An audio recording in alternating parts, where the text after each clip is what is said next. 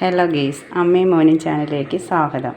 ഇന്ന് നമ്മളൊരു ഇച്ചിരി ചിക്കൻ മേടിച്ച് അപ്പം ചിക്കൻ നമുക്കൊന്ന് വൃത്തിയാക്കാം. കുറച്ച് വെള്ളം എടുത്തിട്ട് അതിൻ്റെ ആ ചോരയും അതും ഇതും എല്ലാം ഒന്ന് നല്ല വൃത്തിയാക്കി ജസ്റ്റ് ഒന്ന് കട്ട് ചെയ്തൊക്കെ എടുക്കാം. അപ്പോൾ ഇത് നമ്മൾ ചിക്കൻ മേടിക്കുമ്പോൾ അത് നല്ല രീതിയിൽ വൃത്തിയാക്കണം. കാരണം അതിനകത്ത് ചോരയുടെ അംശങ്ങളൊന്നും കാണരുത്. ജസ്റ്റ് മാംസക്കട്ടുകൾ അപ്പം നല്ല ക്ലീൻ ചെയ്ത് വാരി വെച്ച് എന്നിട്ട് നമുക്കൊരു ചെറിയൊരു ഇരുമ്പ് അലൂമിനിയം ചട്ടി വെച്ചിട്ട് നമുക്ക് പൊടികളൊന്ന് ചൂടാക്കാം. ആദ്യം മല്ലിപ്പൊടി തീ കുറച്ച് വയ്ക്കണം.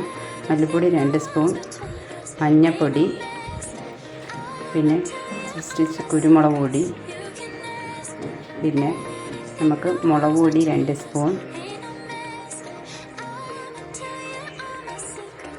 അടുത്തത്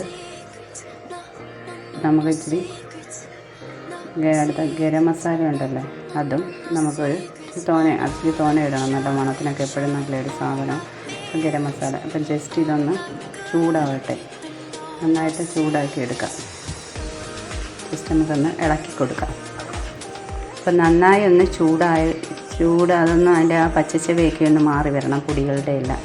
അപ്പോൾ പച്ചച്ചവയെല്ലാം മാറി ഇരിക്കുമ്പോഴത്തേനും നമുക്ക് ഊറ്റി വാരി വെച്ചത് ഒരു പാത്രത്തിലേക്ക് തട്ടിയിടാം ചിക്കൻ. എന്നിട്ട് നമുക്ക് ഈ ചൂടാക്കി വെച്ചിരിക്കുന്ന പൊടികളില്ലേ, അത് ഇതിനകത്തേക്ക് തട്ടിയിടാം. അപ്പോൾ ഈ പൊടികളൊക്കെ തട്ടിയിട്ടിട്ട് നമ്മൾ കുറച്ച് ഉപ്പും കൂടെ ഇട്ട് നന്നായിട്ട് അതങ്ങ് പുരട്ടി വെക്കണം. നല്ല രീതിയിൽ അത് പുരട്ടി വെക്കുക. അപ്പം അതിനകത്ത് ആ മസാലയൊക്കെ നന്നായിട്ട് പിടിക്കും. എന്നിട്ട് നമ്മളത് അടച്ച് വയ്ക്കുക. എന്നിട്ട് വേണ്ടുന്ന ഇൻഗ്രീഡിയൻസ് സവാളയും കൊച്ചുള്ളി ഇച്ചിരി തോന എടുത്താൽ അത്രയും നല്ലത്.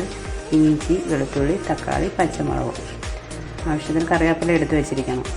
എന്നിട്ട് ഒരു ചട്ടി എടുത്ത് ചൂടാക്കാൻ വയ്ക്കാം.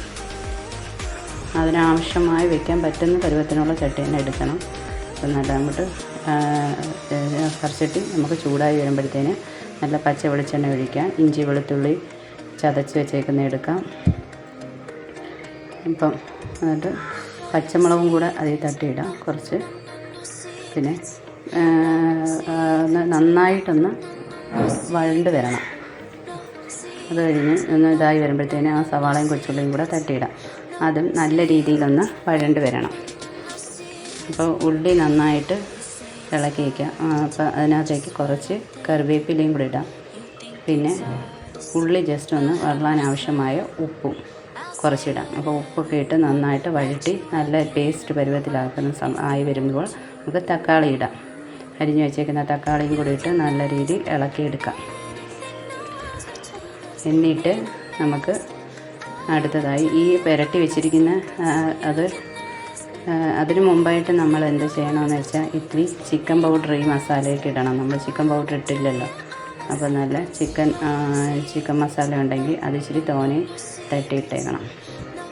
അപ്പോൾ അത് തട്ടിയിട്ടിട്ട് അതും കൂടെ ആ ഉള്ളിക്കകത്തൊന്ന് ജസ്റ്റ് ഒന്ന് ചൂടായി വരുമ്പോൾ അതിൻ്റെ ചവയൊക്കെ ഒന്ന് മാറുന്ന സമയത്ത് നമ്മൾ അതിനകത്തേക്ക് മസാലയൊക്കെ പുരട്ടി വെച്ച് ആ ഇതുണ്ടല്ലോ ചിക്കനെ അതിനകത്തോട്ടിട്ട് നമ്മൾ നന്നായിട്ട് ഇളക്കി യോജിക്കുക.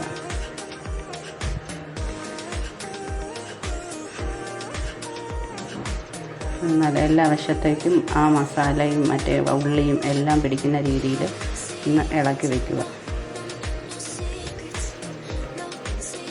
അപ്പം എന്നിട്ട് അതിനകത്ത് നമ്മൾ ചിക്കൻ മസാലയൊക്കെ പുരട്ടിയതിനകത്ത് നിന്ന് ശകലം വെള്ളം എടുത്ത് അതിനകത്തേക്ക് ചേർക്കുക. കാരണം അത് ജസ്റ്റ് ഇതൊന്ന് വേവാനുള്ള ഒരിത് വേണമല്ലോ. അപ്പോൾ കുറച്ച് വെള്ളം ഇല്ലെങ്കിൽ അത് ചവിട്ടി പിടിക്കും. പ്രത്യേകിച്ച് കറിച്ചട്ടിയും കൂടെ ആകുമ്പോൾ പെട്ടെന്ന് ചവിട്ടി പിടിക്കും. അപ്പോൾ നമുക്കത് ഒന്ന് വെന്ത് പറ്റിയിട്ടുണ്ട്. നമുക്കൊന്ന് ഇളക്കിയൊക്കെ ഒന്ന് നോക്കാം. അത് നന്നായിട്ട് ഇതായിരുന്നു. ഇച്ചിരി കുരുമുളക് പൊടിയും കൂടി ഇട്ട് നമുക്കൊന്ന് ജസ്റ്റ് ഒന്ന് ഇളക്കി നോക്കാം. അപ്പോൾ നമ്മൾ ഒരു ഇതെല്ലാം വെന്ത് വന്നിട്ടുണ്ട്. ഇനി നമുക്ക് അതിനകത്തേക്ക്